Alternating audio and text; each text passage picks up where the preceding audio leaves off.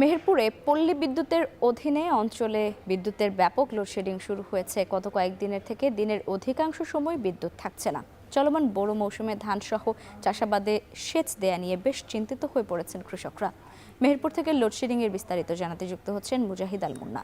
Munna, load shedding পরিস্থিতি নিয়ে একটু বিস্তারিত জানাবেন আমাদের।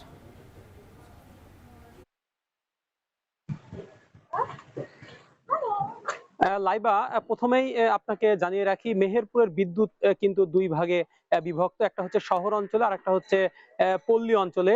তো শহরের কথা যেহেতু বলি, শহরে কিন্তু খুব একটা লোডশেডিং এখনো পর্যন্ত আমরা দেখতে পাইনি। তবে সে তুলনায় গ্রাম অঞ্চলগুলোতে কিন্তু ব্যাপক লোডশেডিং শুরু হয়েছে।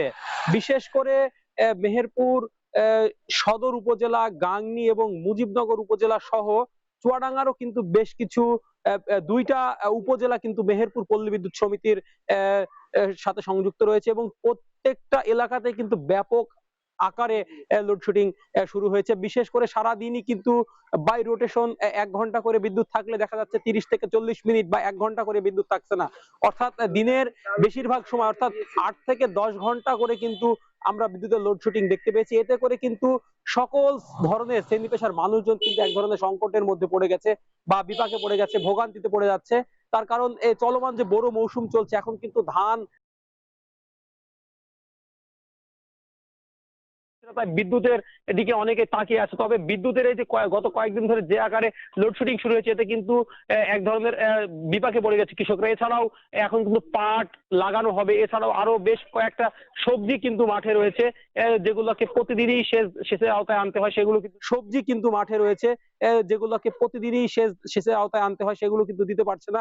এর বাইরে আমি যদি বলি, গ্রাম অঞ্চলে যে সমস্ত রাইস মিলগুলো রয়েছে বা কল কারখানাগুলো রয়েছে, সেগুলোও কিন্তু দিনের বেশিরভাগ সময় বন্ধ রাখতে হচ্ছে বিদ্যুৎ এর কারণে। তবে আমি মেহেরপুর পল্লী বিদ্যুৎ সমিতির সাথে কথা বলেছি, তারা আমাকে জানিয়েছেন মেহেরপুরে পল্লী অঞ্চলগুলোতে প্রতিদিন 130 মেগাওয়াট বিদ্যুতের কিন্তু চাহিদা রয়েছে। সেখানে এখন প্রতিদিন পাওয়া যাচ্ছে 85 থেকে 90 মেগাওয়াট বিদ্যুৎ।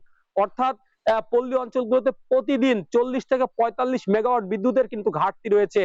তাই বাই রোটেশনে তাদেরকে কিন্তু বিভিন্ন ভাবে লোডশেডিং করে এটাকে সমন্বয় করতে হচ্ছে, যার ফলে কিন্তু তারা বিদ্যুৎ পুরোপুরি ভাবে কিন্তু সরবরাহ করতে পারছে না। তবে আসার কথা হচ্ছে, পল্লী বিদ্যুতের যিনি জিএম, তিনি আমাকে জানিয়েছেন যে বিদ্যুতের চাহিদা অনুযায়ী বরাদ্দ দেওয়ার জন্য তারা কিন্তু চেষ্টা চালিয়ে যাচ্ছে বা কর্তৃপক্ষকে তারা বারবার বলছে যদি এটি পাওয়া যায় সেই ক্ষেত্রে কিন্তু লোডশেডিং কিছুটা কমবে।